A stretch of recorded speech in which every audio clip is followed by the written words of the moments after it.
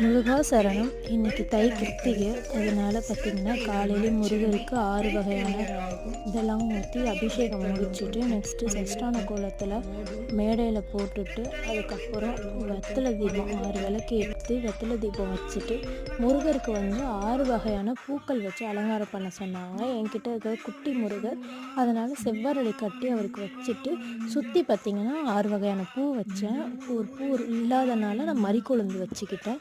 செவ்வரளி, சம்பங்கி, red colour chocolate ரோஸும், மறிக்கொழுந்து, பன்னீர் rose, சாமந்தி எல்லாமே வச்சு அலங்காரம் பண்ணிவிட்டு படிக்க வேண்டியதெல்லாம் படிச்சுட்டு பாட்டெல்லாம் பாடிட்டு இன்றைக்கி பார்த்திங்கன்னா ஒரு திருப்புகழை வந்து 108 முறை படித்தேன். முருகா சரணம்.